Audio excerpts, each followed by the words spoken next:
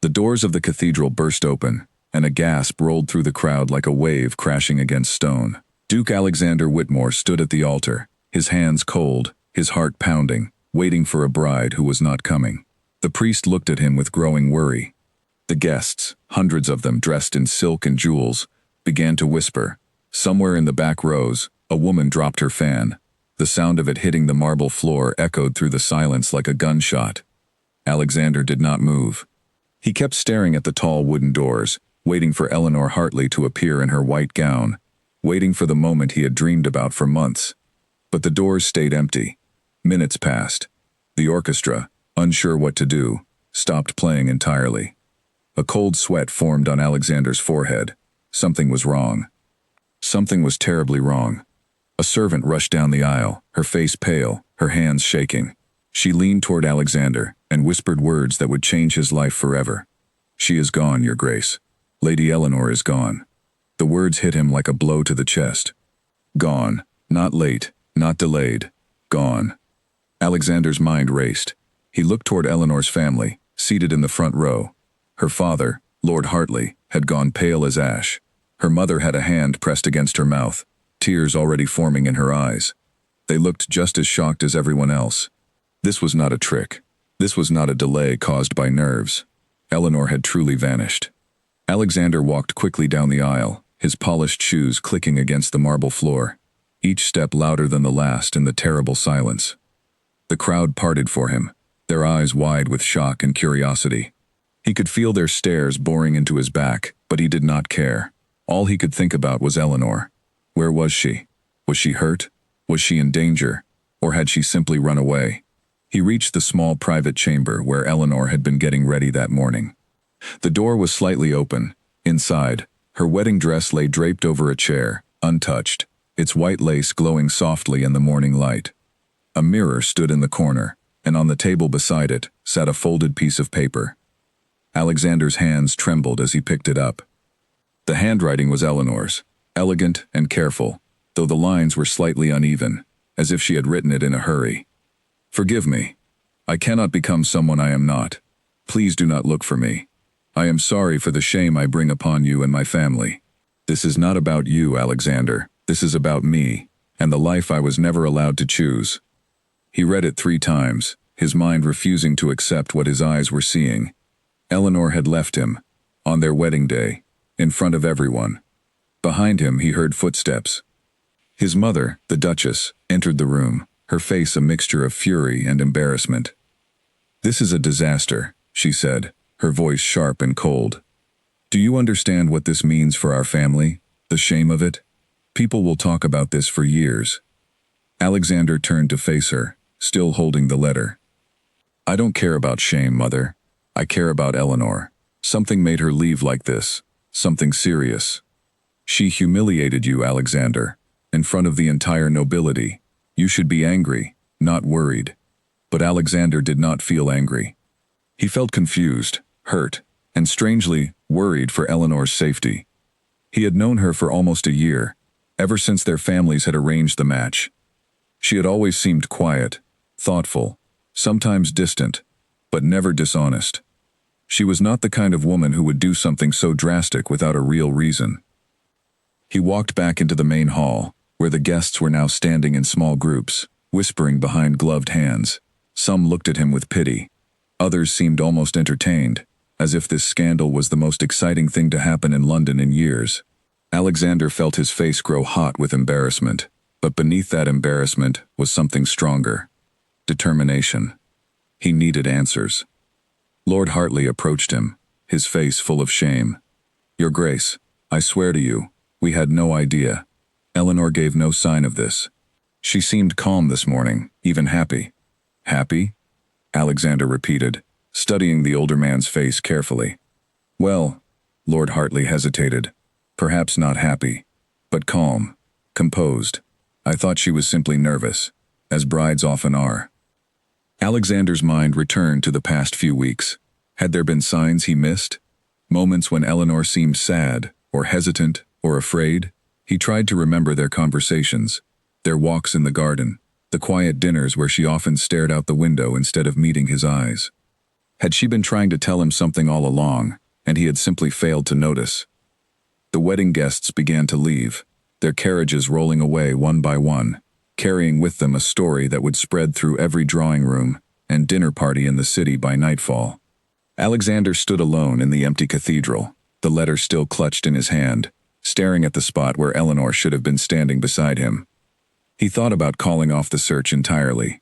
He could return to his estate, let the scandal fade with time, and eventually marry someone else, as his mother would surely insist. That would be the easy path, the path expected of a man in his position. Nobles did not chase after runaway brides. They moved on. They protected their reputation. But something inside Alexander refused to accept that path. He kept thinking about Eleanor's words. This is about me, and the life I was never allowed to choose. What did that mean? What had she been forced into?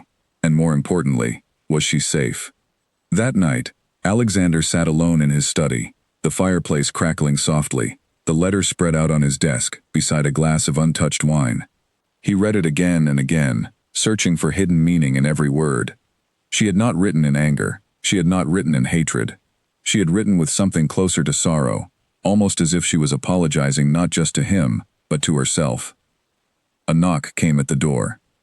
His younger sister, Charlotte, entered quietly, her eyes full of concern. "Alexander," she said softly, "everyone is saying terrible things about her, that she was ungrateful, that she was cruel to leave you this way." "They don't know her," Alexander said, his voice tired but firm. "None of them know what she was going through." "Do you know?" Charlotte asked, sitting down across from him. Alexander was silent for a long moment. "No," he admitted, "but I intend to find out." Charlotte studied her brother's face, seeing something there she rarely saw. Not just hurt, but resolve. "You're going to look for her, aren't you?" "I have to," Alexander said. "I cannot simply forget this and pretend it never happened. She was frightened of something, Charlotte, or running from something. I need to know what. Mother will be furious. She wants you to move on quickly, arrange another match before the scandal grows worse." Alexander almost laughed, though there was no humor in it. "Mother worries about reputation. I worry about a woman who disappeared on what should have been the happiest day of her life. Those are different things." Charlotte reached across the desk and placed her hand over his. "Then I will help you, in whatever way I can." Over the following days, the city buzzed with gossip about the missing bride. Newspapers printed dramatic headlines, calling Eleanor cruel, cowardly, even mad. Alexander read every article with growing frustration. None of them knew Eleanor.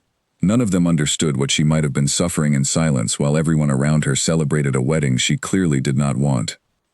He began asking questions quietly, careful not to draw too much attention.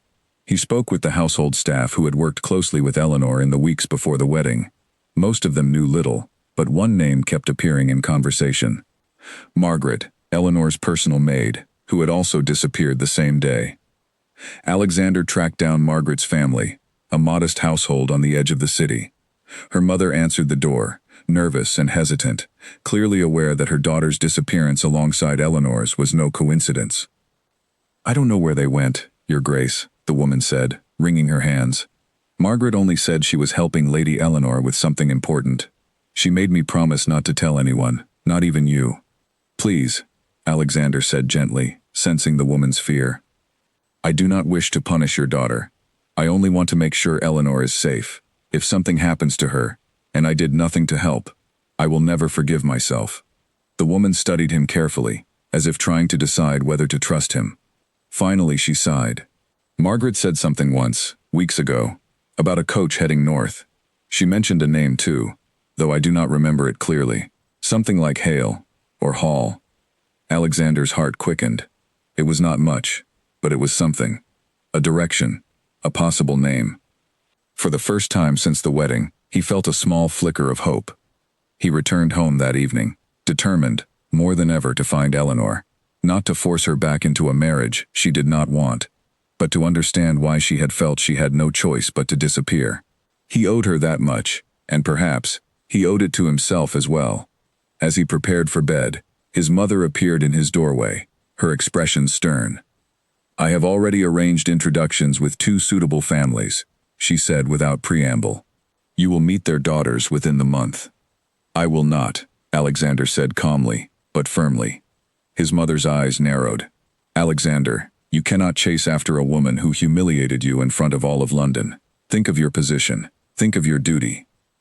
I am thinking of it, mother, he replied. My duty is not only to this family's reputation, it is to understand the truth.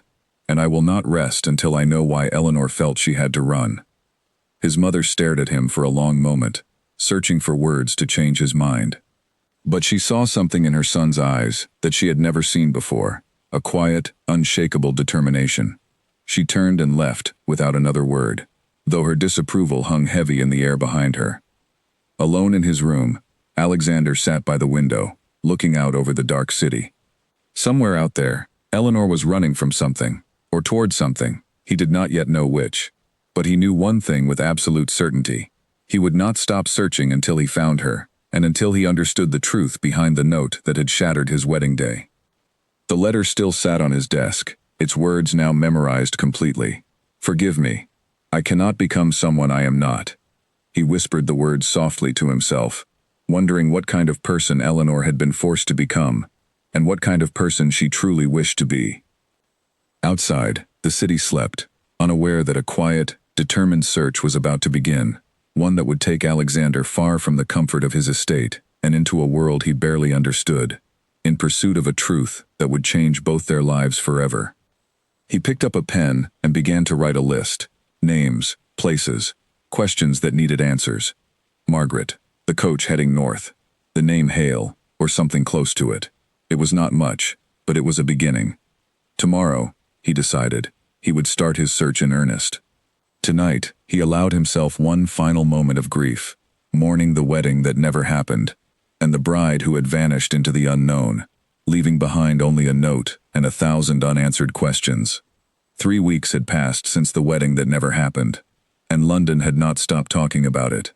Alexander could feel the stares wherever he went, at the club, at dinner parties he was forced to attend, even walking through the market near his estate. People whispered behind their hands, some with pity, others with cruel amusement. He had grown used to ignoring it, but the weight of constant judgment was beginning to wear on him. His mother had not given up trying to arrange a new match. Just that morning, she had mentioned a young woman named Charlotte Ainsley, the daughter of a wealthy merchant family eager to connect themselves with nobility. Alexander had politely declined to meet her, as he had declined every other suggestion since the disaster at the cathedral. You cannot spend the rest of your life chasing a ghost, his mother said sharply over breakfast, her tea untouched, her eyes fixed on her son with growing frustration. Eleanor made her choice. She humiliated this family. It is time you accepted that and moved forward. Alexander set down his fork, meeting her gaze evenly. I am not chasing a ghost, mother. I am trying to understand what drove a woman I respected to disappear rather than marry me. That is not obsession. That is basic human decency. Decency, his mother repeated with a bitter laugh. Decency would have been for her to speak with you honestly before the wedding, not humiliate you in front of everyone we know. Perhaps she tried, Alexander said quietly. Perhaps I simply did not listen closely enough. His mother had no response to that. She rose from the table, smoothing her skirts, and left the room without another word, though her disapproval lingered like smoke in the air. Alexander spent that afternoon at his desk, reviewing everything he had learned so far. Margaret's mother had mentioned a coach heading north, and a name that sounded like Hale. It was thin information, barely a thread to follow, but it was all he had. He decided to begin his search in the northern counties, starting with the larger towns, where a young woman traveling alone might find work or shelter. Before he could leave, however, he needed information that only Eleanor's family could provide. He arranged a private meeting with Lord Hartley, hoping the man might reveal something he had not shared before, whether out of shame or fear of scandal. Lord Hartley received him in his study, looking older and more tired than he had at the wedding. Dark circles rested beneath his eyes, and his hands trembled slightly as he poured 2 glasses of brandy. I owe you an apology, Your Grace, Lord Hartley began, his voice heavy with guilt. There are things about Eleanor's situation that I did not disclose before the wedding. Alexander leaned forward, his full attention on the older man. Please, tell me everything. I need to understand. Lord Hartley sighed deeply, staring into his glass as if searching for courage there. Our family's finances have been in serious trouble for years. Bad investments, unpaid debts, obligations I could no longer meet. When your family proposed the match between you and Eleanor, I saw it as our salvation, a way to save our name, our estate, everything we had built for generations. You arranged the marriage to settle your debts, Alexander said slowly, understanding beginning to dawn. Yes, Lord Hartley admitted, shame coloring his voice. I told myself it was for the best, that Eleanor would grow to care for you, that the match would benefit everyone involved. But I never truly asked her what she wanted. I simply assumed duty would guide her, as it guided me when I was young. Alexander felt something twist painfully in his chest. Did Eleanor know the full extent of the family's debts? She knew enough, Lord Hartley said. She knew that without this marriage, we would lose everything, our home, our standing, everything. I believe she agreed to the engagement out of love for her family, wishing to protect us, even at the cost of her own happiness. But something changed, Alexander pressed. Something made her run rather than go through with it. Lord Hartley hesitated, his eyes drifting toward the window. There was a young man. Years ago, before your engagement was even discussed, Eleanor had grown close to someone, an architect, working on renovations for a neighboring estate. His name was Edward Hale. Alexander's mind flashed back to Margaret's mother's words. The name Hale, or something close to it. Here was confirmation. I forbade her from seeing him, Lord Hartley continued, his voice heavy with regret. He came from modest means, no title, no fortune worth mentioning. I told myself I was protecting her future, but in truth, I was protecting our family's reputation and our finances. I never considered that perhaps her heart had already chosen someone else. Alexander sat back in his chair, processing this new information. Eleanor had not run from him out of dislike or fear of marriage itself. She had run because she loved someone else, someone she had been forbidden to choose, and the wedding had forced her to confront a future she could not bear to accept. Do you know where Edward Hale is now? Alexander asked. I do not, Lord Hartley admitted. After I forbade the relationship, he left the area entirely. I heard rumors he moved north to find work, but nothing certain. North again. The pieces were beginning to align. Alexander finished his brandy in one swallow, his resolve hardening further. Thank you for your honesty, Lord Hartley, he said, rising from his chair. I understand this was difficult to share. What will you do now? Lord Hartley asked, watching him carefully. I will find her, Alexander said simply. Not to force her back into a marriage she does not want, but to know for certain that she is safe, and to make sure she has the chance to choose her own future, whatever that may be. Lord Hartley nodded slowly, something like respect flickering in his tired eyes.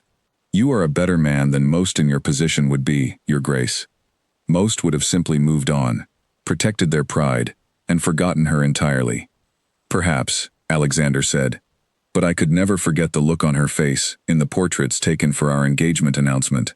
She always seemed to be somewhere else entirely, her mind far from the room she was standing in. I should have asked her why, instead of assuming it was simple nervousness. He left Lord Hartley's estate, with new determination burning inside him. Eleanor had not betrayed him out of cruelty. She had been trapped by circumstances beyond her control, forced into a choice that denied her own heart. And now, somewhere in the northern counties, she was building a new life, hopefully with the freedom to choose it herself. That evening, Alexander began preparing for his journey. He packed lightly, choosing simple clothing that would not draw attention to his noble status. If he was going to search towns and villages for information, he needed to blend in, not stand out as a wealthy duke chasing after a runaway bride. Charlotte visited him, as he packed, watching with concern, as he folded shirts into a modest travel bag. You truly intend to go alone? She asked. I do, Alexander said. A large group would draw too much attention. I need to move quietly, ask careful questions, and follow whatever leads I can find. Mother will not approve. Mother rarely approves of anything I do lately, Alexander replied with a tired smile. But this is not about her approval. This is about doing what I believe is right. Charlotte sat on the edge of his bed, watching her brother with a mixture of worry and admiration. What will you say to her, if you find her? Eleanor, I mean. Alexander paused, considering the question carefully. I do not know yet. Perhaps I will simply ask if she is safe, and if she is happy. Perhaps that is all I truly need to know. And if she is happy with someone else? Alexander was quiet for a long moment before answering. Then I will find peace in knowing she made the choice that was truly hers to make. I would rather know the truth, even if it hurts, than live the rest of my life wondering. Charlotte reached over and squeezed her brother's hand gently. I am proud of you, Alexander. Not many men would choose understanding over anger. The following morning, before the sun had fully risen, Alexander departed from his estate in a simple carriage, leaving behind the comfort and security of his noble life.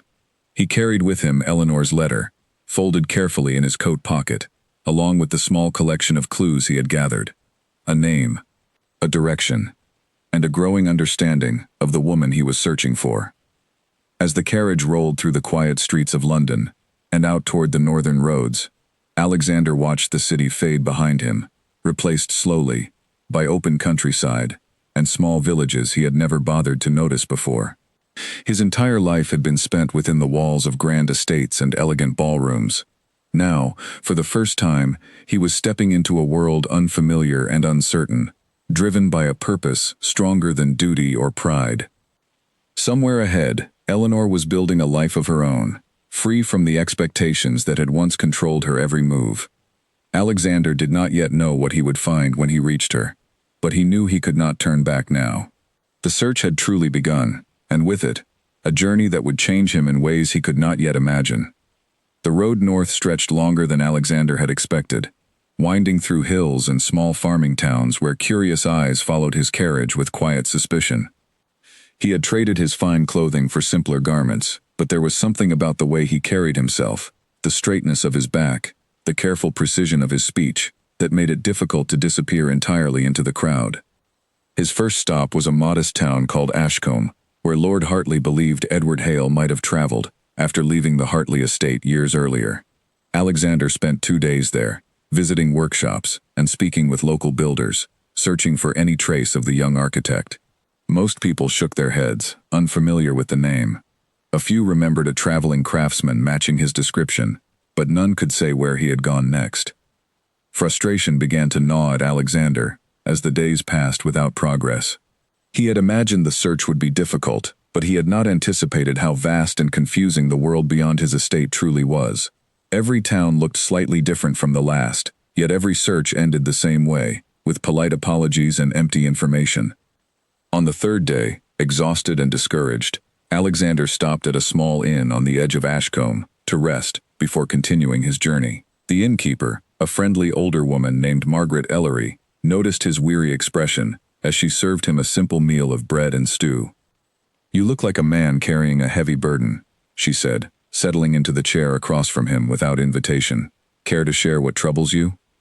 Alexander hesitated, unsure how much to reveal, but something about the woman's warm, patient demeanor made him feel he could trust her, at least partially. "I am searching for someone," he said carefully.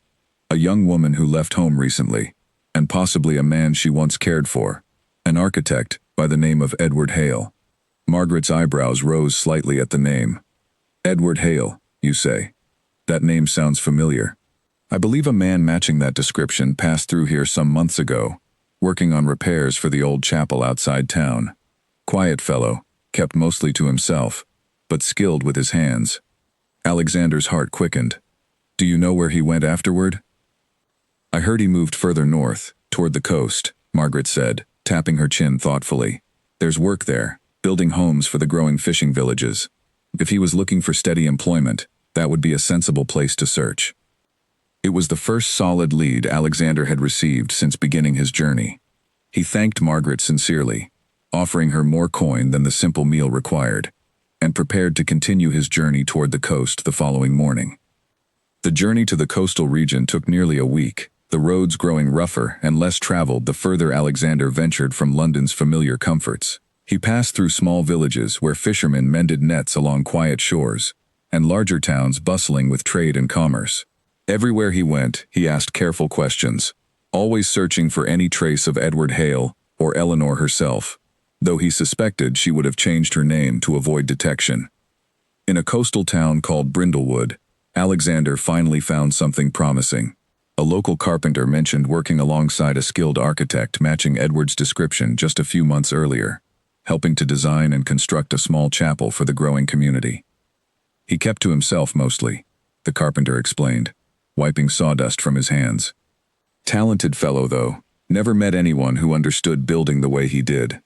He mentioned once he was hoping to settle somewhere quiet, start a new life away from the city. Do you know where he went after finishing the chapel? Alexander asked, trying to keep the urgency from his voice. The carpenter shrugged. Somewhere inland, I believe. He mentioned a village near the river, though I couldn't tell you the exact name. Quiet sort of place. Good for a man wanting to disappear from his past. Alexander thanked the carpenter and immediately began making inquiries about villages near rivers in the surrounding region. The search felt like assembling a puzzle piece by piece, each clue bringing him slightly closer to his goal, yet never quite close enough to feel complete relief. As days turned into weeks, Alexander's simple travel bag grew worn, his boots covered in dust from countless roads. He had grown accustomed to the rhythm of searching, the careful questions, the patient waiting for information, the disappointment when leads led nowhere. He had also grown, in ways he had not expected, more aware of the struggles ordinary people face daily, struggles he had never truly understood, while living comfortably within his estate's walls. He met farmers who worked from dawn until dusk, simply to feed their families. He spoke with mothers raising children alone, after losing husbands to illness or accidents. He saw poverty and hardship he had only read about in reports, never experienced firsthand. Slowly, his perspective on the world began to shift, his understanding of privilege and duty deepening with every mile traveled. One evening, resting beside a quiet river in a small village called Thornfield, Alexander found himself reflecting on how much his life had changed since the disastrous wedding day. He had left London angry and confused, driven by wounded pride and a desperate need for answers. But somewhere along this long journey, his motivations had shifted. He no longer searched simply to understand why Eleanor had left him. He searched because he genuinely cared for her well-being, because he wanted to ensure she had found the freedom and happiness she deserved, regardless of whether that happiness included him. The following morning, while asking questions at Thornfield's small market, Alexander overheard two women discussing a nearby village where a talented young architect had recently settled, helping to rebuild homes damaged by a recent storm. The description matched everything he had learned about Edward Hale. Excitement and nervousness mixed together as Alexander made his way toward the village, hopeful this lead would finally bring him closer to the truth he had been chasing for weeks. The village, called Millbrook, sat nestled between rolling hills, its small cottages surrounded by neatly kept gardens and winding stone paths. Alexander approached a group of workers repairing a damaged roof, asking carefully about the architect they had mentioned. One of the workers, a friendly young man with dust-covered hands, pointed toward a modest cottage at the edge of the village. "That's Mr. Hale's workshop," the young man explained. "Talented fellow, moved here a few months back, helped rebuild half the village after the storm hit us hard." Alexander's pulse quickened as he walked toward the workshop, uncertain what he would find inside. Would Edward Hale know where Eleanor was hiding? Would he refuse to share any information, protecting her privacy from a stranger claiming noble titles and broken engagements? He knocked on the workshop door, his heart pounding with a mixture of hope and anxiety. After a moment, the door opened, revealing a tall young man with kind eyes and hands roughened from years of manual work. This, Alexander realized immediately, must be Edward Hale. "Can I help you?" Edward asked, studying the stranger before him with curious, cautious eyes. Alexander hesitated only briefly before speaking honestly. "My name is Alexander Whitmore. I am searching for a woman named Eleanor Hartley. I believe you may know her." Edward's expression shifted immediately, surprise and wariness flickering across his face. "Why would a stranger be searching for her?" "I am not simply a stranger," Alexander admitted. "I was supposed to marry her, weeks ago. She left before the ceremony could begin." Understanding dawned slowly in Edward's eyes, followed quickly by concern. "You're the Duke," he said quietly. "The one she was forced to marry." "I did not know she felt forced," Alexander said honestly. "Not until recently, when her father explained the circumstances surrounding our engagement. I am not here to force her into anything, Mr. Hale. I only wish to know that she is safe and happy." Edward studied him carefully for a long moment, clearly weighing whether to trust this unexpected visitor. Finally, he stepped aside, gesturing for Alexander to enter the workshop. "I have not seen Eleanor in months," Edward admitted, closing the door behind them. "After her father forbade our relationship years ago, I left the area entirely, believing there was no future for us together. I did not know about the engagement to you until recently, and I certainly did not know she had run from the wedding." Disappointment settled heavily in Alexander's chest.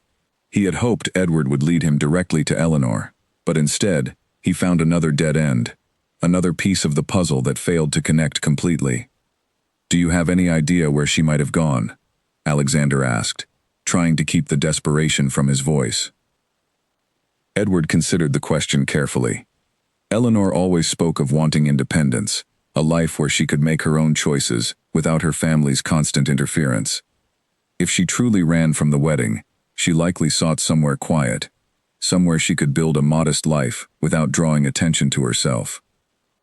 "That could be anywhere," Alexander said, frustration creeping into his voice.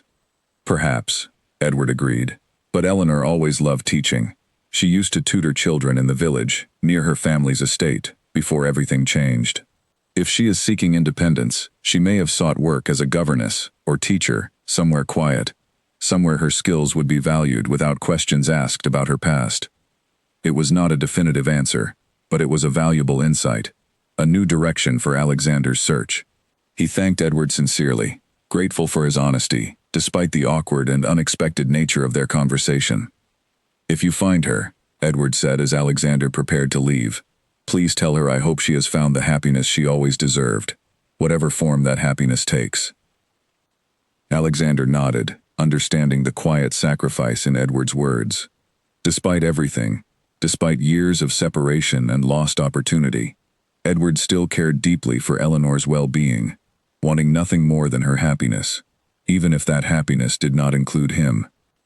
As Alexander left Millbrook and continued his journey, he carried with him a renewed sense of purpose.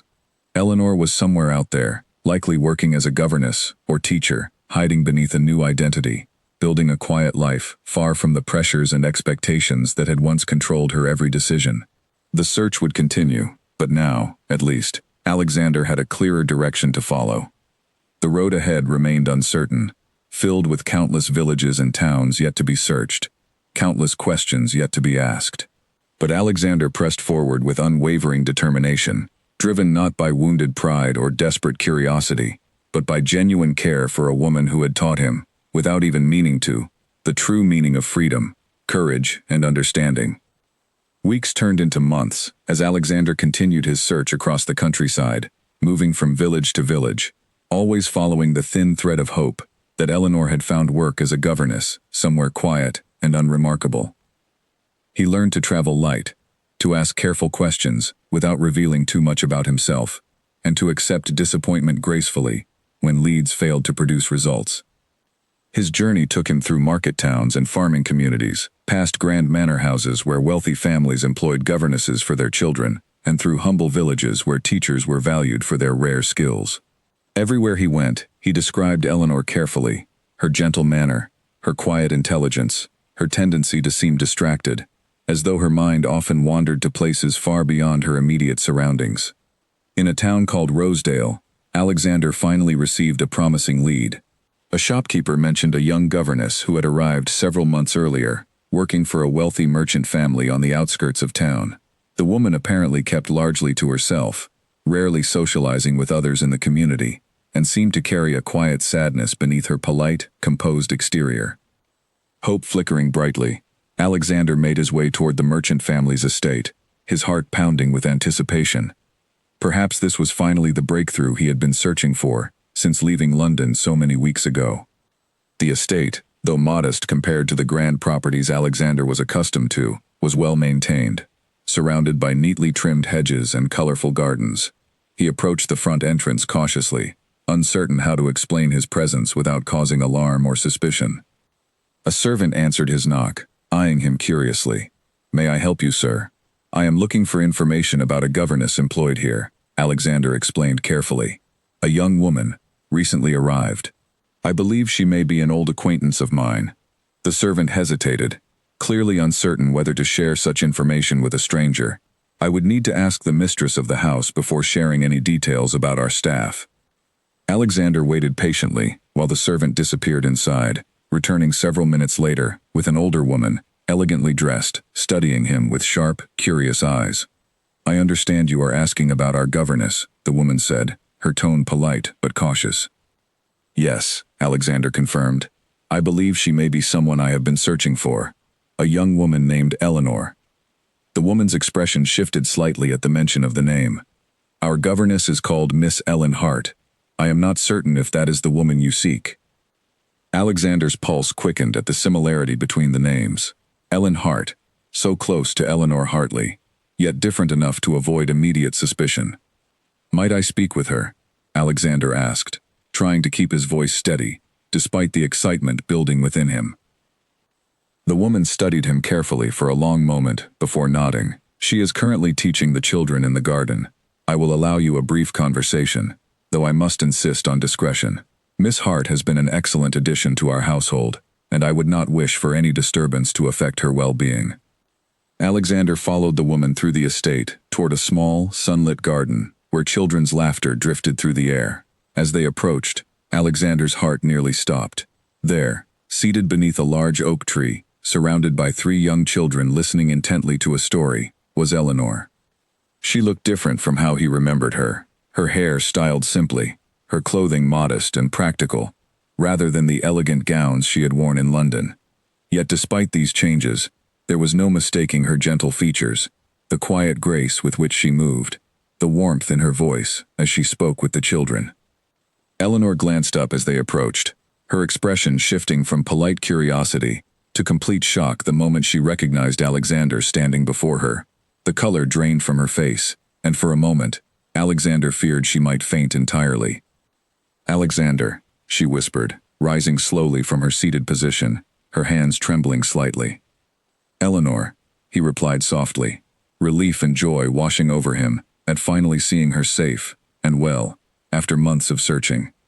The children, sensing the sudden tension, looked between the 2 adults with curious confusion. The estate's mistress, understanding the significance of this reunion, gently guided the children away, leaving Alexander and Eleanor alone beneath the shade of the oak tree. For a long moment, neither spoke, simply staring at each other, months of unspoken questions and emotions hanging heavily in the air between them. How did you find me? Eleanor finally asked, her voice barely above a whisper. I have been searching since the day you left, Alexander admitted. I spoke with your father, with Margaret's family, even with Edward Hale. Eleanor's eyes widened at the mention of Edward's name. You spoke with Edward? I did, Alexander confirmed. He told me about your history together, about your father's refusal to allow the relationship. He helped me understand why you might have run.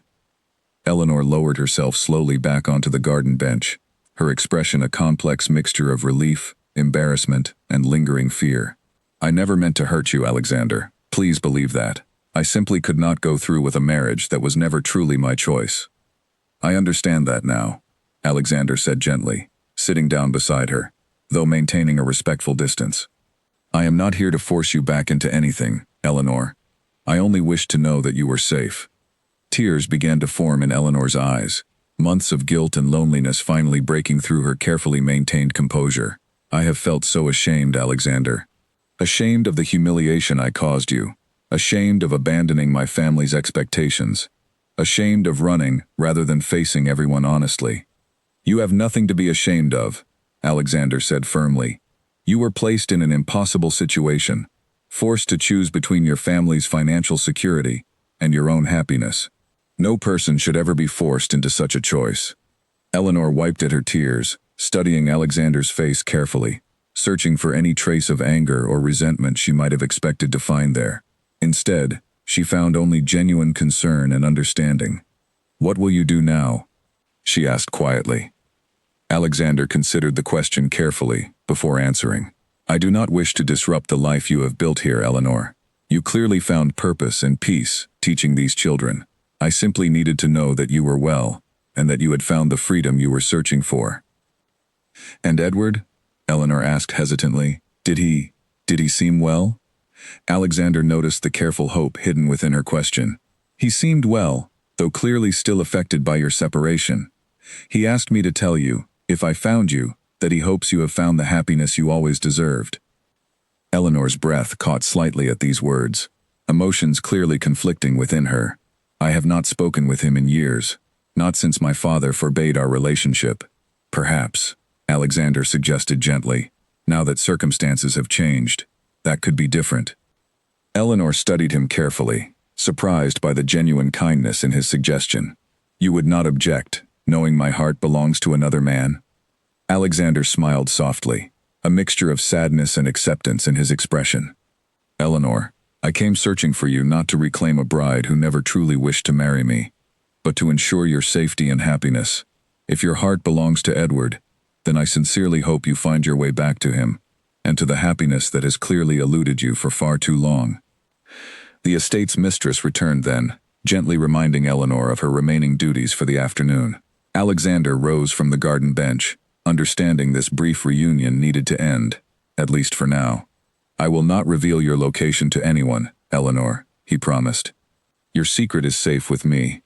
But please, allow me to write to you occasionally, simply to know that you remain safe and well.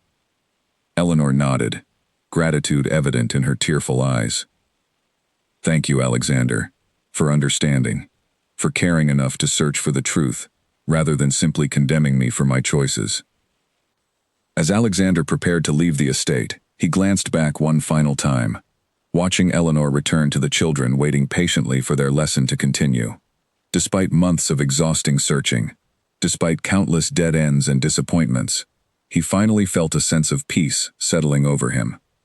He had found her, she was safe, she had found purpose, and though her heart clearly belonged to another, Alexander felt no bitterness, only genuine relief and quiet satisfaction. His journey, however, was far from finished. There remained the question of Edward, of reuniting two hearts long separated by circumstances beyond their control, and of finding his own path forward, away from the shadow of a wedding that never happened. As he climbed back into his simple traveling carriage, Alexander allowed himself a small, genuine smile, the first in many months. The search had changed him profoundly, teaching him lessons about love, sacrifice, and understanding that no amount of noble education could have provided. Whatever happened next, he knew he was no longer the same man who had stood alone at that altar, humiliated and confused. He had grown into someone capable of genuine compassion, someone willing to prioritize another person's happiness above his own wounded pride.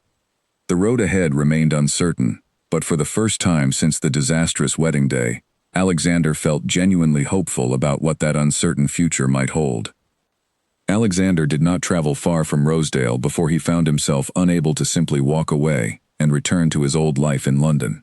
He rented a small room at a modest inn nearby, telling himself he wanted to remain close in case Eleanor needed anything, though in truth, he could not fully explain the pull that kept him from leaving the area entirely. 3 days after their reunion in the garden, a young stable boy from the merchant family's estate arrived at the inn, breathless and anxious, asking for Alexander by the false name he had been using during his travels. Miss Hart sent me, the boy explained, handing Alexander a folded note.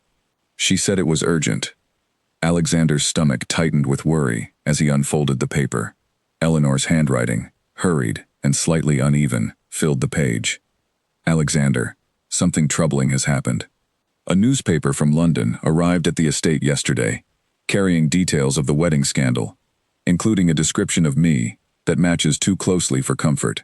The mistress of the house has begun asking careful questions. I fear my position here may no longer be safe. I do not know what to do. Alexander read the note twice, his mind racing through possible solutions.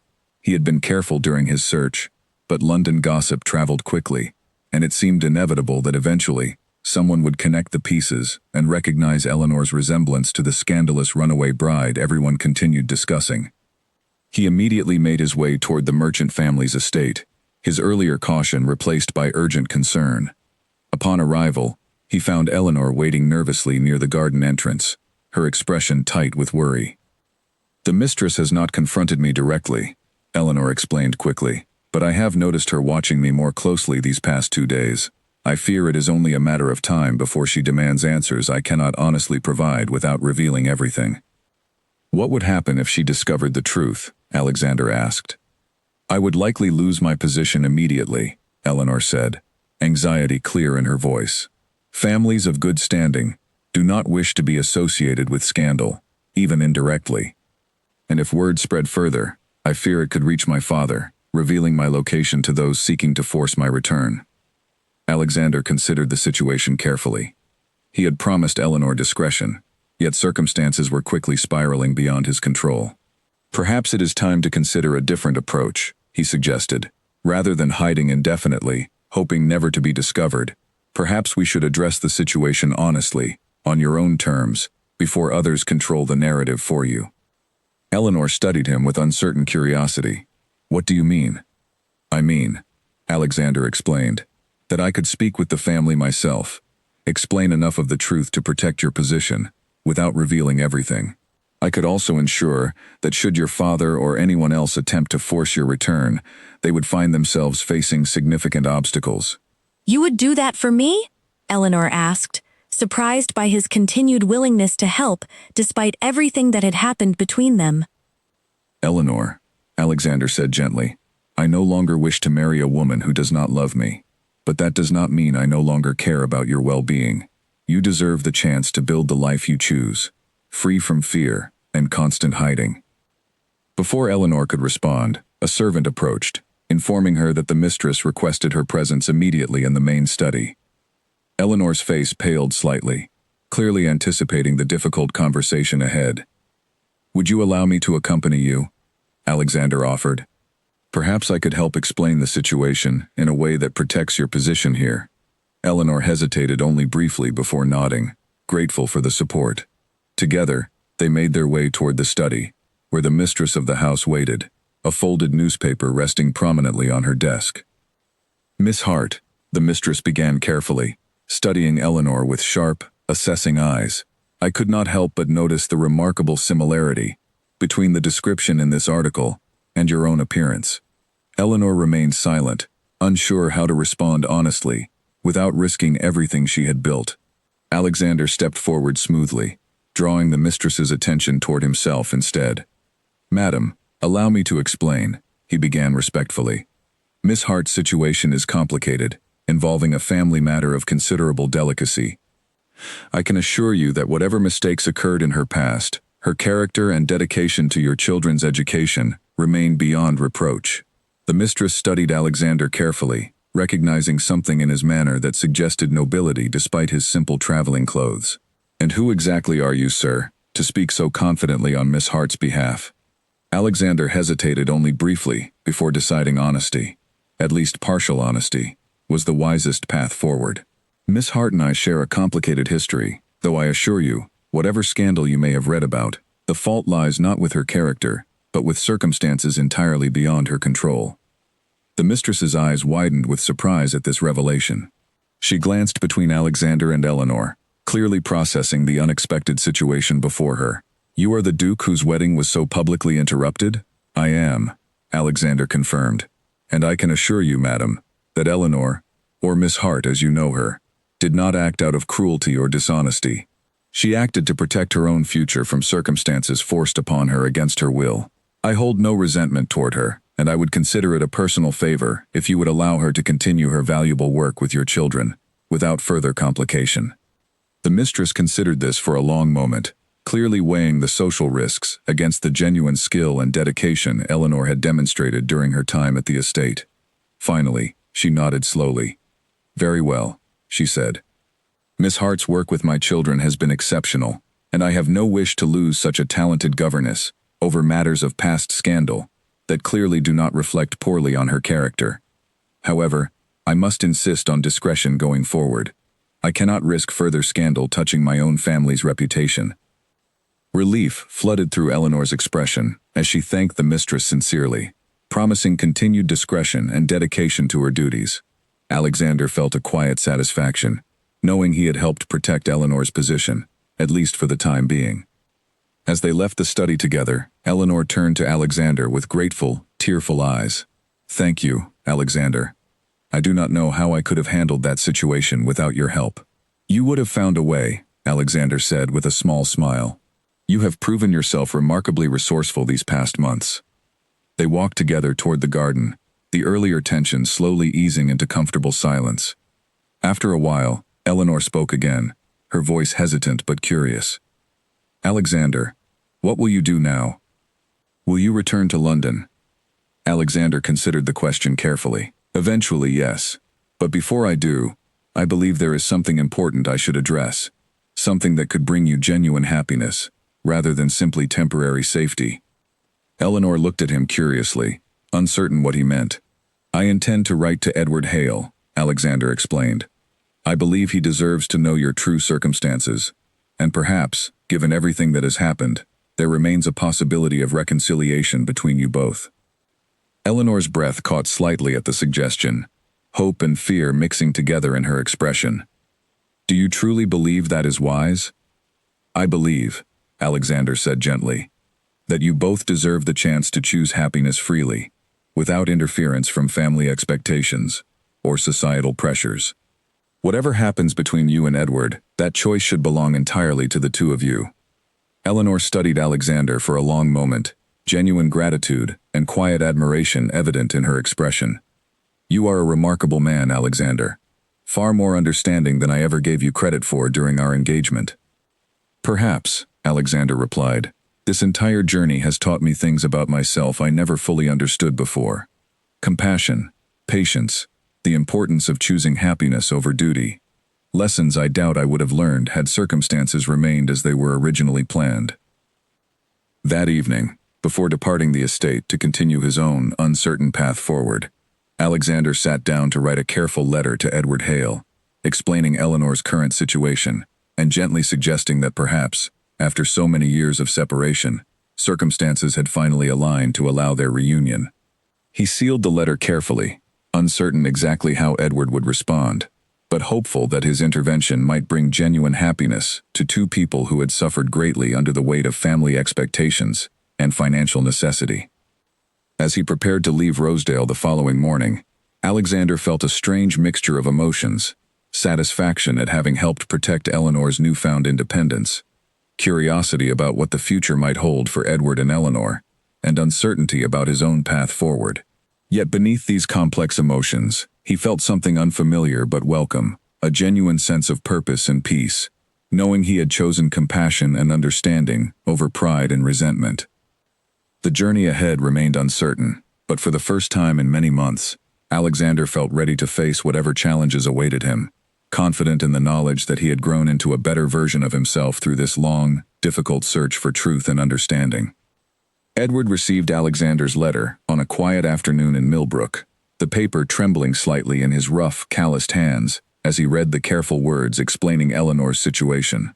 He read the letter 3 times, disbelief and hope battling within him with every line. Eleanor was alive, safe, working as a governess under a false name, and according to the Duke himself, still carrying feelings for Edward despite the years of separation forced upon them. He sat down heavily on a wooden stool in his workshop, staring at the letter for a long while, memories flooding back of quiet walks through the Hartley estate gardens, stolen moments of conversation before Lord Hartley had discovered their growing affection and forbidden any further contact. He had spent years trying to convince himself that Eleanor had moved forward with her life, that perhaps she no longer thought of him, that the pain of separation had faded into distant memory for her, as he desperately wished it would for himself.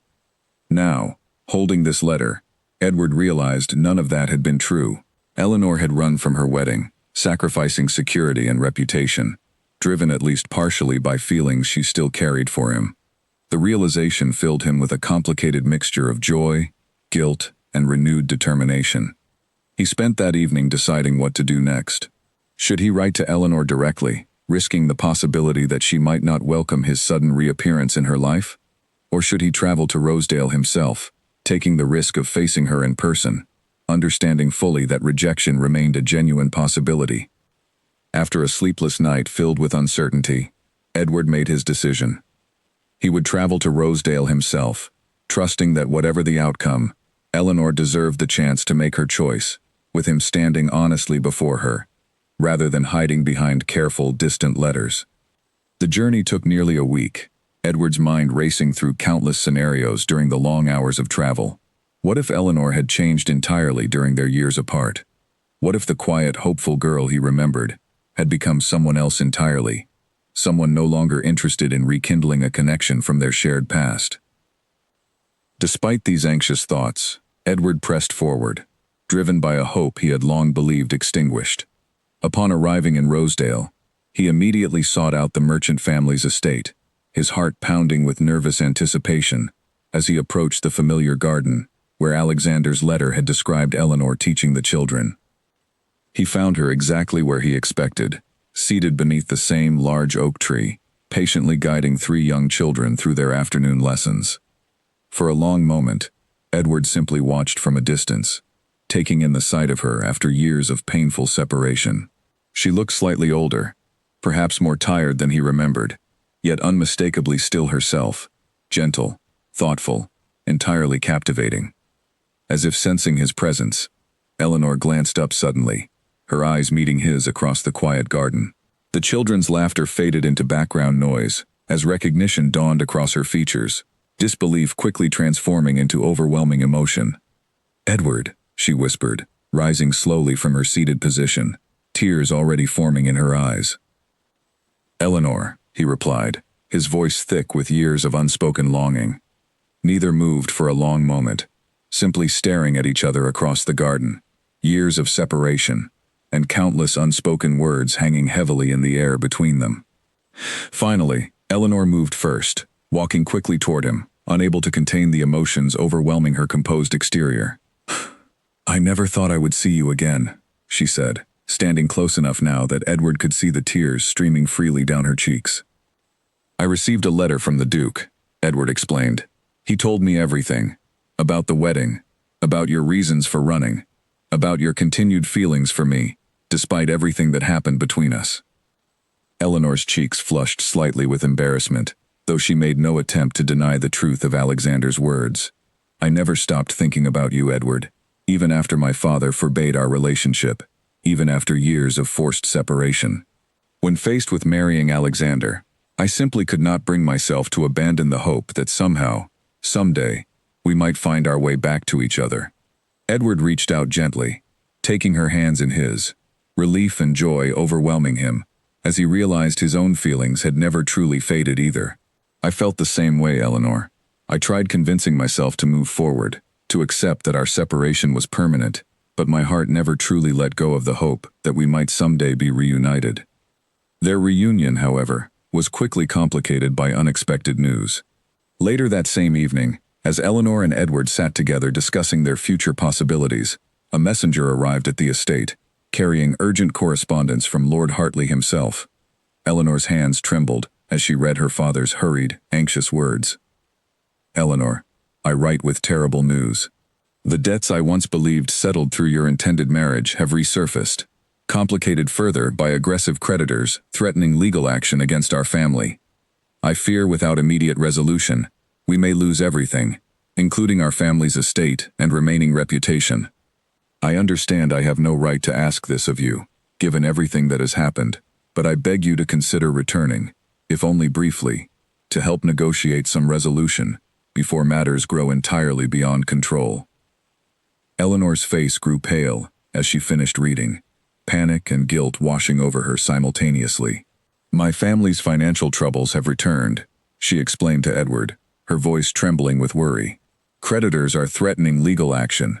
My father fears losing everything." Edward's expression grew serious, understanding immediately the complicated situation now facing them both. "What will you do?" "I do not know," Eleanor admitted honestly. "I cannot simply ignore my family's desperate situation, yet I also cannot bear the thought of returning to a life where my choices are once again controlled entirely by financial necessity, rather than genuine happiness." Their quiet reunion, filled with renewed hope and possibility, now faced immediate complication from circumstances entirely beyond their control. Eleanor spent that night in restless contemplation, torn between loyalty to her struggling family and her newfound hope for happiness alongside Edward. The The following morning, she made a difficult decision. She would write to Alexander, explaining the situation and asking for his advice, trusting that his continued kindness and understanding might help guide her through this complicated new challenge, threatening to unravel the fragile happiness she had only just begun rebuilding. As Edward watched Eleanor compose her careful letter, he felt a familiar worry creeping into his thoughts. Would circumstances once again conspire to separate them, just as they had years earlier? Would financial necessity and family obligation once again overshadow genuine happiness and personal choice? Despite these anxious uncertainties, Edward remained determined to support Eleanor through whatever challenges lay ahead, refusing to allow their newfound reunion to slip away without a genuine fight to protect the happiness they had both waited so long to reclaim. Meanwhile, unknown to either Eleanor or Edward, Lord Hartley's creditors had grown increasingly aggressive in their pursuit of payment, employing men willing to use questionable methods to track down anyone connected to the Hartley family's remaining assets, including Eleanor herself, whose sudden disappearance had only heightened suspicion and urgency among those seeking repayment. The peaceful days Eleanor had built for herself in Rosedale were about to face serious disruption, as forces beyond her control began closing in, threatening not only her family's remaining security, but potentially her own safety and the fragile happiness she had only just begun to rebuild alongside Edward. As the letter to Alexander made its way toward London, carrying news of this urgent new complication, both Eleanor and Edward remained unaware of just how quickly and seriously the situation was about to escalate, setting the stage for a far more dangerous chapter in their ongoing story. Alexander had barely settled back into his London townhouse when Eleanor's letter arrived, carried by an exhausted courier who had traveled through the night to ensure prompt delivery. He read the letter standing in his entrance hall, still wearing his traveling coat, dust from the long journey still clinging to his boots. The contents troubled him deeply. Lord Hartley's debts, which Alexander had assumed were settled through the failed marriage arrangement, had apparently resurfaced with alarming urgency. Creditors were threatening legal action, and worse, Eleanor mentioned rumors that some of these creditors employed aggressive methods to locate family members who might help satisfy outstanding debts. He immediately arranged a meeting with his own financial advisor, a sharp, experienced man named Frederick Lowell, who had managed the Whitmore family's considerable assets for over a decade. "Tell me everything you know about Lord Hartley's financial situation," Alexander instructed, pacing anxiously across his study, while Frederick reviewed documents spread across the wide oak desk. "The Hartley family's debts are substantial," Frederick explained after several minutes of careful review. "Multiple creditors, including some individuals known for aggressive collection practices. Without significant intervention, Lord Hartley risks losing his entire estate and potentially facing serious legal consequences. Can these debts be resolved quietly?" Alexander asked. Frederick considered the question carefully. "It would require considerable resources, but yes, it is possible. However, I must caution you, Your Grace, that intervening in this matter so publicly could reignite the scandal surrounding the wedding, drawing unwanted attention back toward Lady Eleanor's current situation." Alexander understood the risk clearly, yet he felt he had no choice but to act. Eleanor and her family faced genuine danger, and he could not simply stand aside while circumstances threatened to unravel the fragile happiness she had only just begun rebuilding. "Proceed carefully," Alexander instructed. "I want the debts settled discreetly, without drawing unnecessary attention to Eleanor's location or current circumstances." As Frederick began arranging the complicated financial negotiations required to settle the Hartley family's debts, Alexander received another troubling piece of information from one of his household staff, who had overheard concerning rumors circulating among London's social circles. "Your Grace," the servant explained nervously, "there are whispers suggesting some of Lord Hartley's creditors have hired men to track down Lady Eleanor directly, believing she might convince her father to prioritize debt repayment, or perhaps hoping to use her as leverage in negotiations." Alexander's blood ran cold at this revelation. If creditors located Eleanor before he could resolve the financial situation, there was no telling what desperate measures they might employ to secure repayment, potentially placing Eleanor herself in serious danger. He immediately dispatched an urgent letter to Eleanor, warning her of this potential threat and urging extreme caution, while simultaneously accelerating Frederick's efforts to resolve the debts as quickly as possible. Meanwhile, in Rosedale, Eleanor and Edward remained largely unaware of just how seriously the situation had escalated.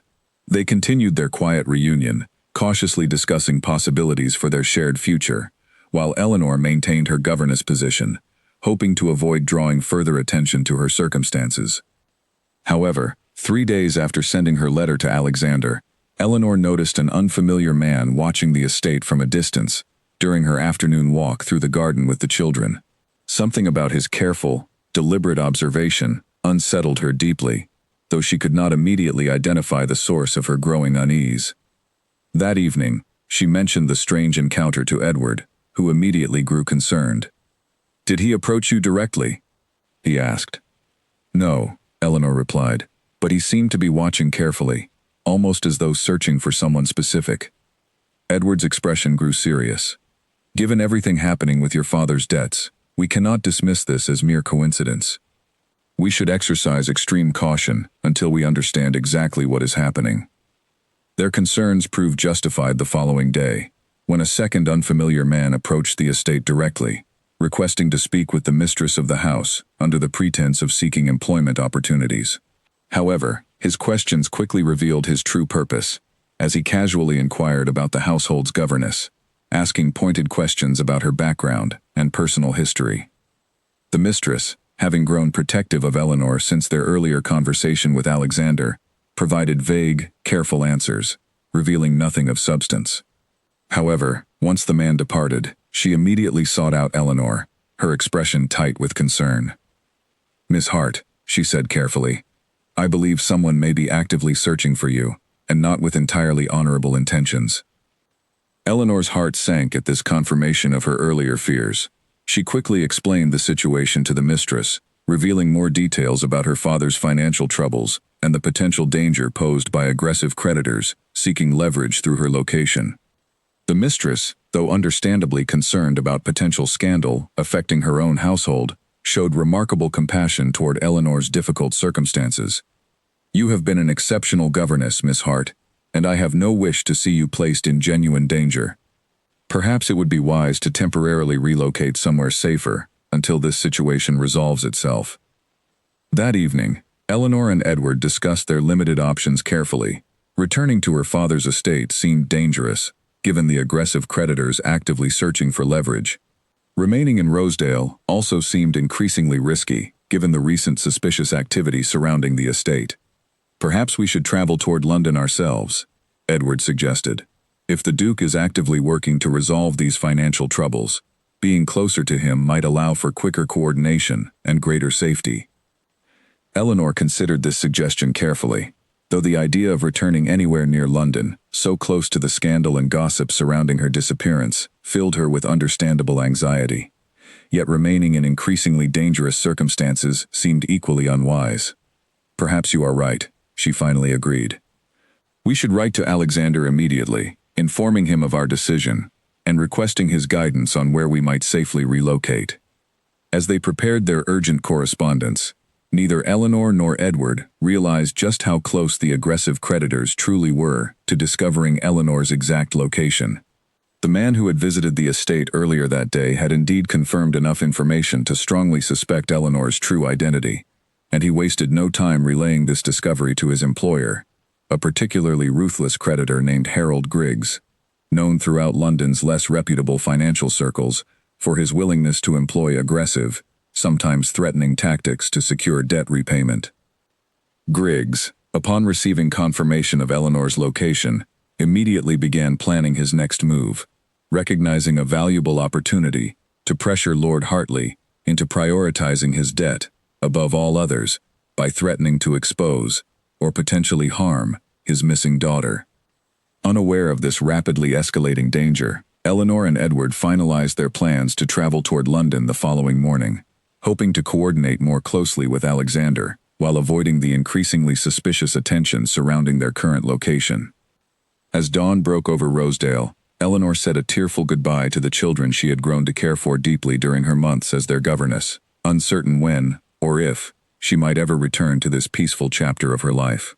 With Edward by her side, she boarded a modest carriage bound for London, unaware that dangerous forces were already moving quickly to intercept them, setting the stage for a tense and uncertain confrontation that would test everyone's courage and resolve in ways none of them could yet fully anticipate. The carriage carrying Eleanor and Edward rattled steadily along the road toward London, both passengers glancing occasionally out the small windows, an unspoken tension filling the enclosed space, despite their attempts to remain calm. Neither could shake the uneasy feeling that had settled over them since leaving Rosedale, though they told themselves it was simply the natural anxiety of returning toward a city filled with painful memories and unresolved scandal. Their driver, a quiet, experienced man named Peter, had been hired through the merchant family's recommendation, someone trusted to navigate the roads safely and discreetly. However, as the carriage approached a narrow stretch of road bordered by dense forest on either side, Peter suddenly slowed the horses, his expression shifting to careful alertness. "Something wrong?" Edward asked, noticing the change immediately. "Another carriage ahead," Peter explained, stopped directly across the road.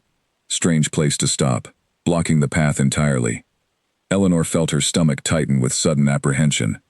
She leaned forward slightly, peering through the small window toward the obstruction ahead. Two men stood beside the stopped carriage, watching their approach with careful, deliberate attention that immediately raised alarm. "Edward," she whispered, "I do not like the look of this." Edward reached instinctively for Eleanor's hand, his own instincts confirming her unease. "Peter, is there another route we might take?" Peter considered the narrow road carefully, recognizing the dense forest on either side offered no reasonable alternative path. "Not without significant delay, sir. We would need to turn back entirely and find another road." Before they could decide on a course of action, one of the men ahead began walking directly toward their carriage, his posture confident and unhurried, clearly expecting no resistance to whatever purpose had brought him to block their path. "Good day," the man called out as he approached, his voice carrying false pleasantness that immediately set Eleanor's nerves on edge. "I believe you may have a passenger aboard whom my employer wishes urgently to speak with." Edward stepped protectively closer to Eleanor within the confined carriage space. "I am afraid you are mistaken. We have no business with strangers along this road." The man smiled thinly, clearly unconvinced. "I believe the young lady traveling with you matches the description of someone my employer has been most eager to locate. Lady Eleanor Hartley, I presume." Eleanor's breath caught sharply at hearing her true name spoken aloud so casually by this unfamiliar, threatening stranger. She realized immediately that hiding or denying her identity would serve little purpose now. "What does your employer want?" she asked, forcing her voice to remain steady despite the fear building within her. "Simply a conversation," the man explained, though his tone suggested something far more serious than a casual discussion. "Your father owes a considerable debt, and my employer believes your presence might help encourage a swifter resolution to this unfortunate financial matter." Edward's protective instincts flared immediately. "Lady Eleanor has no obligation to accompany you anywhere. Whatever business you have with her father should be conducted directly with him, not through threatening intimidation along a public road." The second man, who had remained silent until this point, moved closer, his expression hardening. "I would advise cooperation. My employer grows impatient, and further delay will only worsen the situation for everyone involved, including Lord Hartley himself." Tension filled the narrow road, as both sides remained locked in a tense standoff, neither willing to back down easily. Eleanor's mind raced desperately, searching for any possible solution that might extract them safely from this dangerous confrontation, without placing anyone in genuine harm. Suddenly, the sound of rapid hoofbeats echoed from further down the road, growing louder with each passing second. All eyes turned toward the approaching sound, uncertain whether this represented additional danger or unexpected assistance. A single rider emerged from around the bend, urging his horse forward at considerable speed. As he drew closer, Eleanor's heart leaped with sudden hope and relief, recognizing the familiar figure racing toward them. Alexander. He had received Eleanor's letter regarding their planned journey toward London and, sensing potential danger given the escalating threats from creditors, had decided to intercept them personally along the road, arriving just in time to witness the tense confrontation unfolding before him. Alexander brought his horse to an abrupt stop beside the blocked carriage, quickly assessing the dangerous situation. "What exactly is happening here?" he demanded, his voice carrying the unmistakable authority of nobility despite his simple traveling attire. The first man's confident demeanor faltered slightly upon recognizing the commanding presence now standing before him. "This matter does not concern you, sir." "On the contrary," Alexander replied firmly, "it concerns me greatly, as I have personally arranged full settlement of Lord Hartley's outstanding debts through my own financial representatives in London. Whatever business you believe you have with this family, I assure you it has already been resolved through proper legal channels." Confusion flickered across both men's expressions, clearly uncertain how to respond to this unexpected complication. "We received no such information from our employer," the second man said cautiously. "Then perhaps your employer has not yet received the documentation confirming full settlement," Alexander suggested calmly, though his tone carried clear warning beneath its composed surface. "I would strongly suggest returning to your employer immediately to confirm this matter before continuing any further threatening behavior toward Lady Eleanor or her companions." The two men exchanged uncertain glances, clearly recognizing the serious implications of continuing their aggressive pursuit if Alexander's claims proved accurate. Legal repercussions for harassing a nobleman's associates, particularly after debts had been properly settled, could prove severely damaging to their employer's reputation and business dealings. "We will confirm this information," the first man finally said, his earlier confidence considerably diminished. "But should this prove untrue, we will return." "You will find it entirely true," Alexander replied evenly.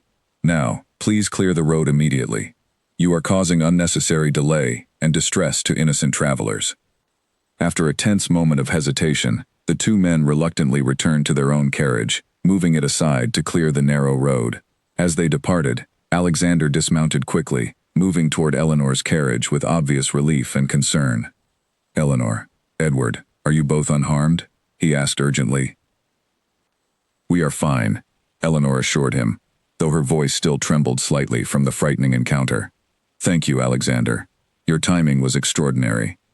I received your letter regarding your journey, and grew concerned given the escalating situation with your father's creditors," Alexander explained. "I had already begun settling the outstanding debts through my financial advisor, though clearly word had not yet reached all relevant parties." "You settled my father's debts?" Eleanor asked, astonished by the extent of Alexander's continued generosity, despite everything that had happened between them. "I could not stand by while you and your family faced genuine danger," Alexander said simply. "Whatever complicated history exists between us, your safety remains important to me." Edward, watching this exchange with growing respect for Alexander's genuine character, extended his hand gratefully. "Thank you, Your Grace, for your timely intervention and continued generosity toward Eleanor and her family." Alexander accepted the handshake warmly. "Please, call me Alexander.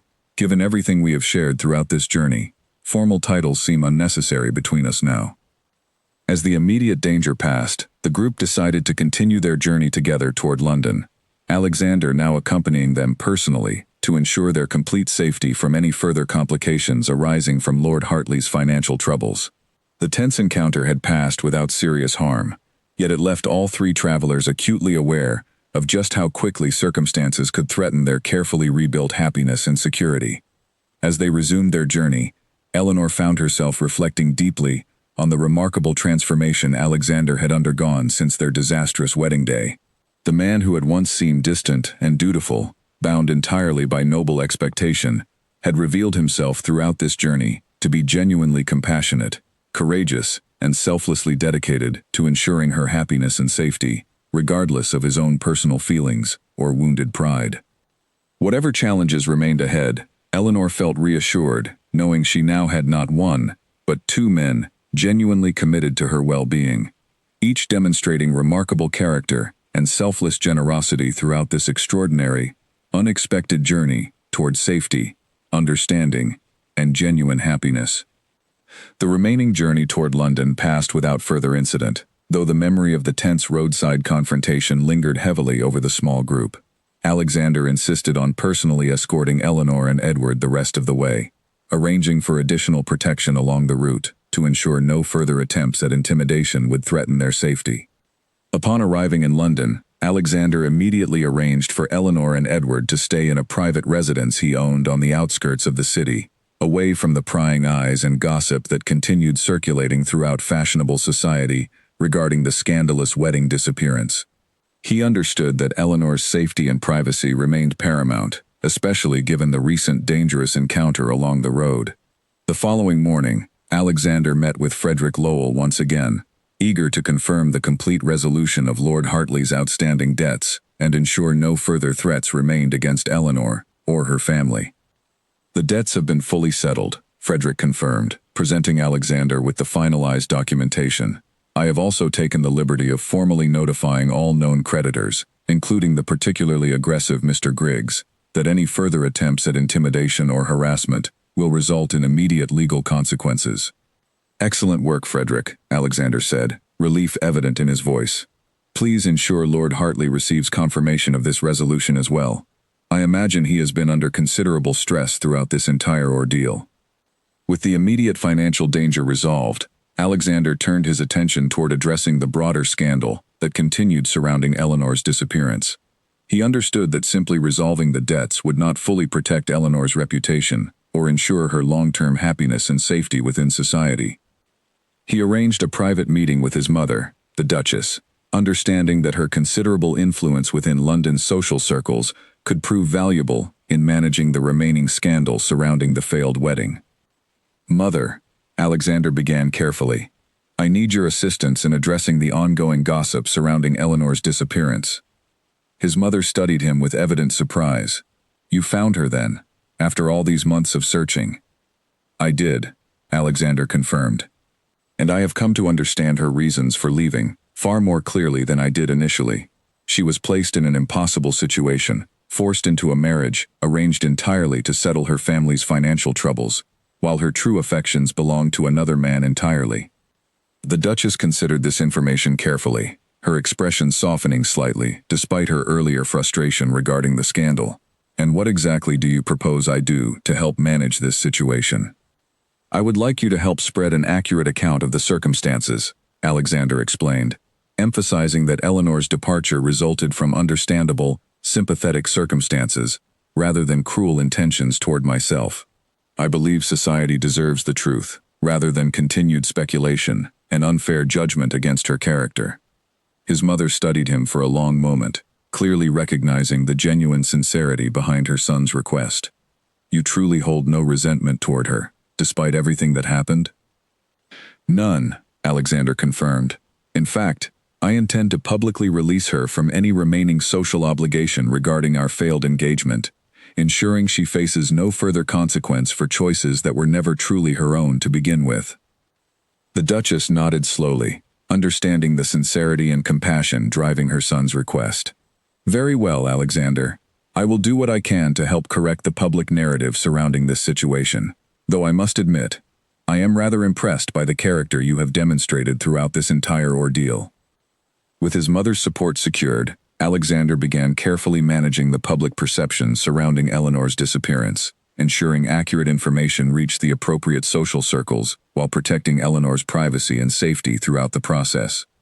Meanwhile, Eleanor and Edward began cautiously planning their future together, now free from the immediate threats that had complicated their earlier reunion. They spent long hours discussing possibilities, considering where they might settle permanently, how Edward's architectural skills might provide stable income, and how they might build a quiet, happy life together, free from the constant fear and uncertainty that had shadowed their relationship for so many years. One evening, as Alexander joined them for a quiet dinner at his private residence, he raised an important question regarding their future plans. Have you considered where you might settle once matters here are fully resolved? He asked. Edward glanced toward Eleanor before answering. We have discussed several possibilities, though nothing certain yet. Perhaps somewhere quiet, away from London's constant scrutiny, where I might continue architectural work, while Eleanor pursues teaching, if she wishes. Alexander nodded thoughtfully. I have an idea that might interest you both. I own a small property near the northern coast, currently unused, situated within a peaceful village community. I would be honored to offer it to you both, as a wedding gift, should you decide to marry. Eleanor's eyes widened with surprise and gratitude at this generous, unexpected offer. Alexander, that is remarkably generous, though I could not possibly accept such a significant gift, given everything you have already done for us. Please, Alexander insisted gently. "Allow me this small gesture. You have both taught me valuable lessons about genuine happiness, courage, and the importance of choosing one's own path, rather than simply following expectation. I would consider it a genuine honor to help ensure your continued happiness moving forward." Edward, deeply moved by Alexander's continued generosity and genuine kindness, accepted the offer graciously, understanding the sincere friendship that had developed between them throughout this extraordinary journey. As the evening continued, conversation turned toward Lord Hartley, and Eleanor expressed her desire to reconcile with her father, despite the pain and complicated circumstances surrounding their relationship. "I understand now why he arranged the marriage," Eleanor admitted quietly. "He was desperate, frightened of losing everything our family had built across generations. While I cannot excuse the position he placed me in, I do not wish to remain estranged from him permanently. Perhaps a visit might help begin that healing process," Alexander suggested gently. "Now that his debts are resolved and immediate danger has passed, he may be more receptive to understanding and accepting your choices moving forward." Eleanor nodded thoughtfully, grateful for Alexander's continued wisdom and support throughout this complicated journey toward reconciliation and genuine happiness. The following week, she arranged to visit her father's estate, accompanied by both Edward and Alexander, hoping to finally address the painful circumstances that had led to her dramatic departure so many months earlier.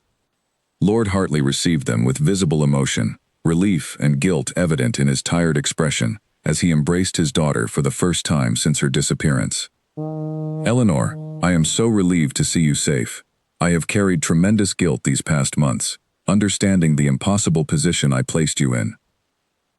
"Father," Eleanor said gently, "I understand now the pressures you faced, though I hope you can also understand why I felt I had no choice but to leave, rather than accept a future that was never truly mine to choose." Lord Hartley nodded, tears forming in his eyes. "I understand completely, and I am deeply sorry for the pain my decisions caused you. Can you ever forgive me?" "I already have," Eleanor said softly, embracing her father warmly, genuine healing beginning between them after months of painful separation and misunderstanding.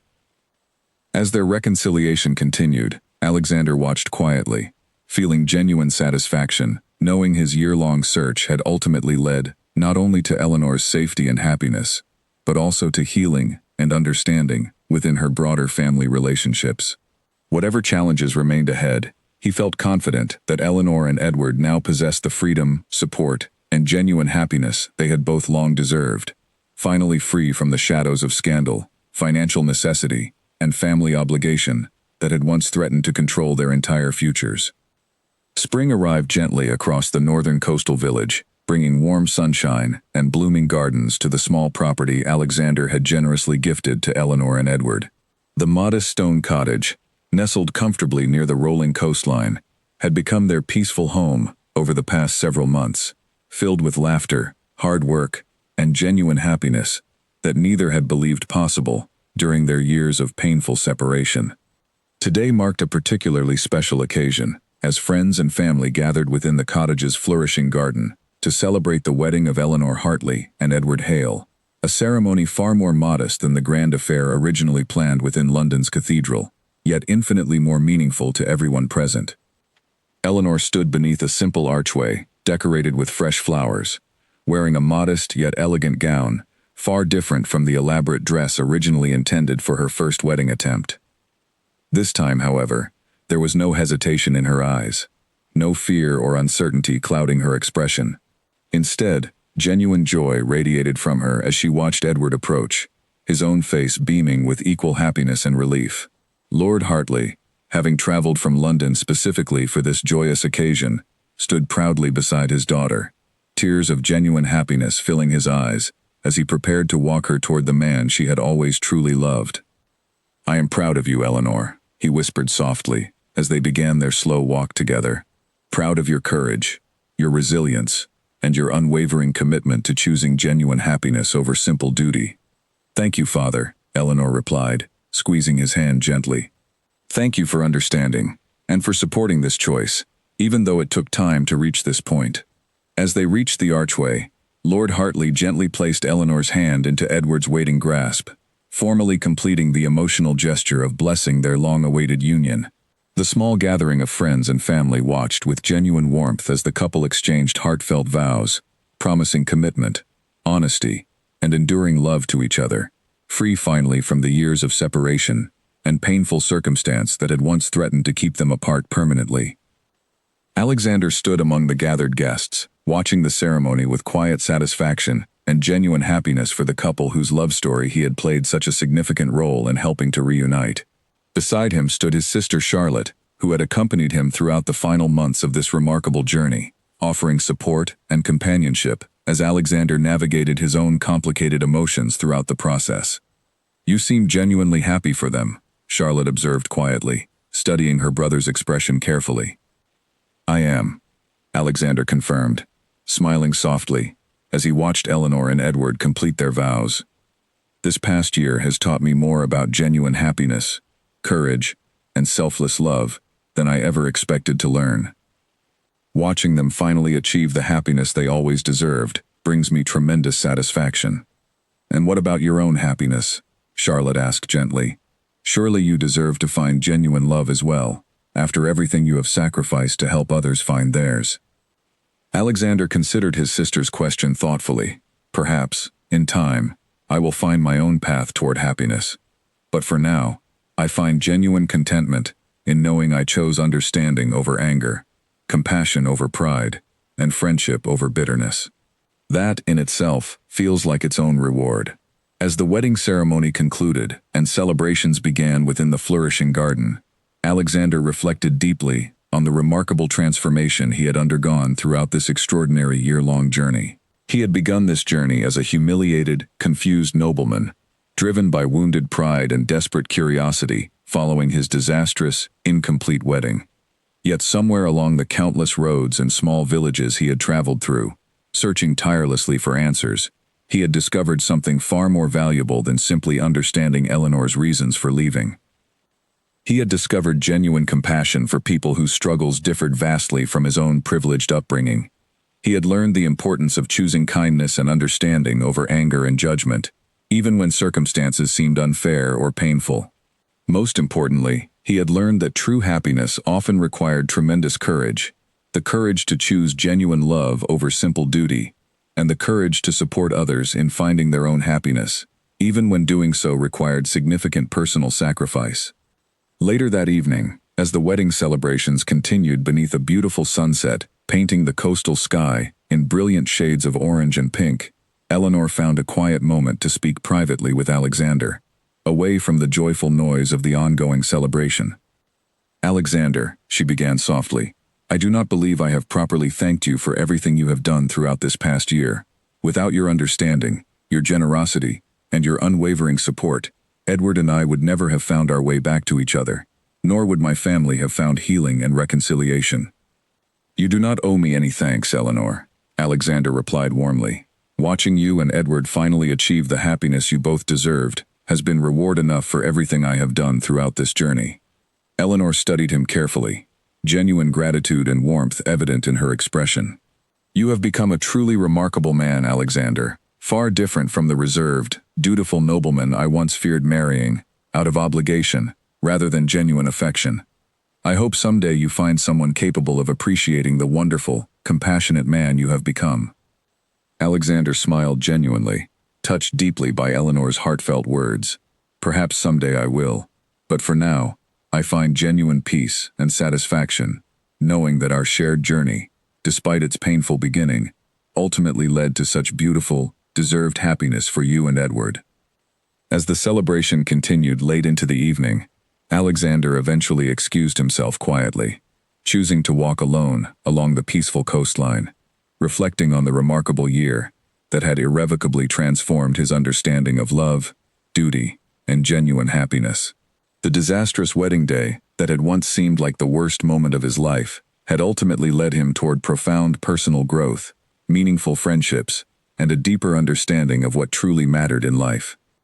He thought about returning to London eventually, resuming his noble responsibilities and duties, yet he understood clearly now that he would never again view those responsibilities the same way. He had glimpsed a different way of living, one grounded in genuine compassion, courage, and selfless kindness toward others, and he intended to carry these valuable lessons forward into whatever future awaited him. As stars began appearing across the darkening sky above the peaceful coastal village, Alexander allowed himself a final, genuine smile, content in knowing that his year-long journey, though it began with heartbreak and humiliation, had ultimately led to profound personal transformation and the deep satisfaction of helping two deserving people finally achieve the happiness that had once seemed impossibly out of reach. The story of the bride who left before her wedding vows had become, in the end, not a tale of betrayal or scandal, but a powerful testament to courage, genuine love, and the transformative power of choosing compassion and understanding over anger and pride. Eleanor and Edward had found their happiness together. Lord Hartley had found reconciliation with his daughter, and Alexander himself had discovered a deeper, more meaningful purpose that would guide him confidently into whatever chapters of his life still remained unwritten. As the peaceful coastal evening settled fully into night, the story of their extraordinary year finally reached its beautiful, well-deserved conclusion, leaving behind not scandal or bitterness, but genuine hope, healing, and the enduring belief that true happiness, though sometimes difficult to find, remains always worth the journey required to achieve it.